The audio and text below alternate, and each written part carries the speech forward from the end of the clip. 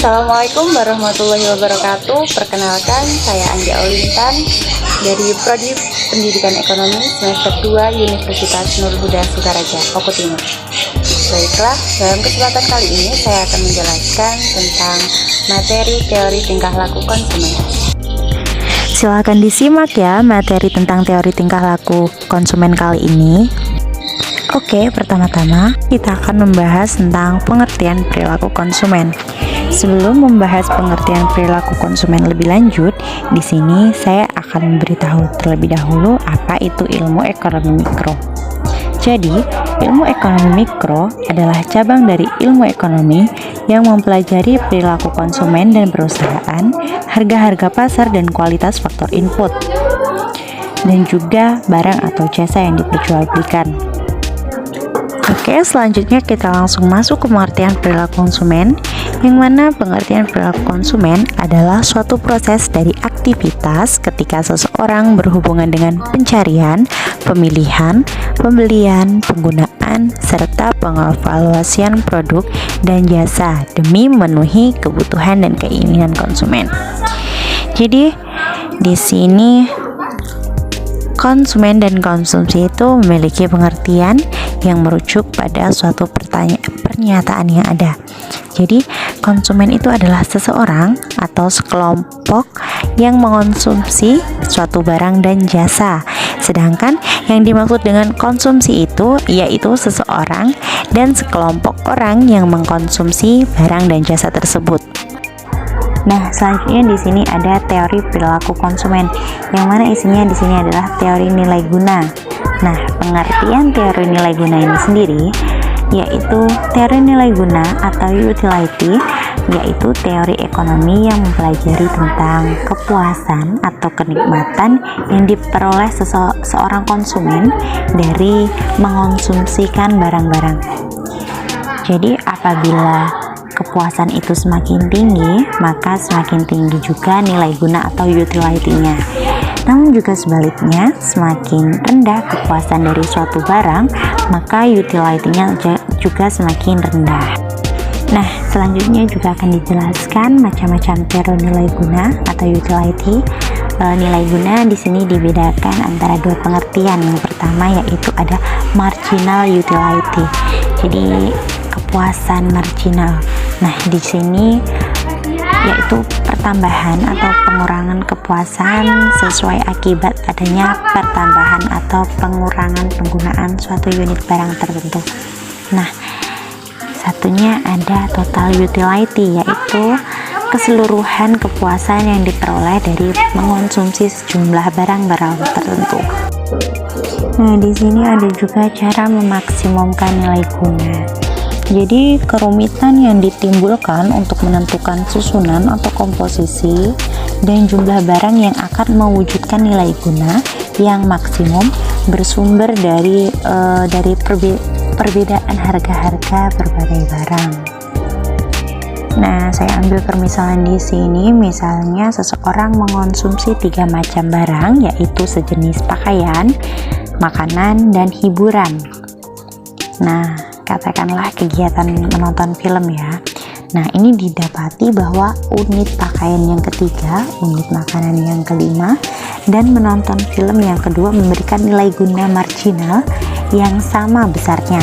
Jadi, kalau harga dari ketiga barang tersebut adalah bersamaan, maka kepuasan yang maksimum atau nilai guna yang maksimum akan diperoleh orang tersebut apabila mengonsumsi 3 unit pakaian, 5 unit makanan, dan 2 kali nonton film. Nah, selanjutnya juga ada syarat pemaksimulan nilai guna.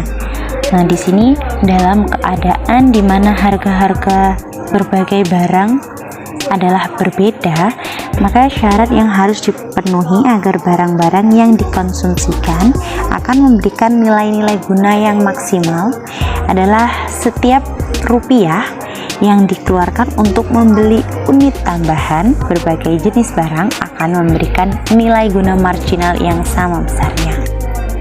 Selanjutnya di sini saya juga akan membahas tentang hukum Gosen, yaitu hukum Gosen 1 dan hukum Gosen 2. Mula-mula kita akan membahas hukum Gosen 1 terlebih dahulu. Jadi, hukum Gosen 1 itu merupakan sebuah generalisasi dari fakta yang berdasarkan pengalaman apabila pemuasan dari keperluan terhadap jenis benda tertentu yang dilakukan secara terus-menerus. Kenikmatannya akan berlanjut terus-menerus sehingga berkurang sampai akhirnya dalam mencapai suatu kejenuhan. Hukum Gosen 1 berlaku dengan syarat apabila yang pertama, benda yang dikonsumsi satu macam dan sejenis. Nah, yang kedua, ada pemenuhan berlangsung secara terus-menerus tanpa tenggang waktu.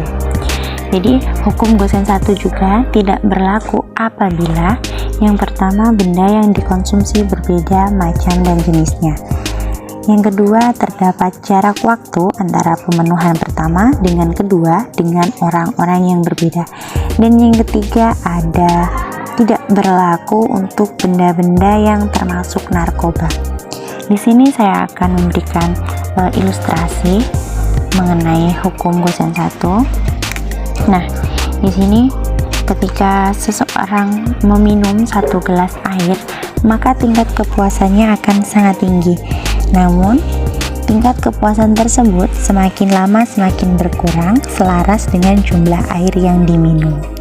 Jadi, letak kenikmatannya itu ada pada tegukan pertama yang jelas.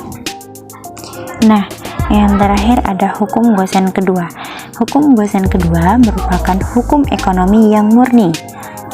Nah, hukum Gosen 2 ini berbunyi bahwa manusia yang akan berusaha memenuhi berbagai macam kebutuhannya dengan sedapat-dapatnya sampai kepada tingkat insentitas yang terhitung sama.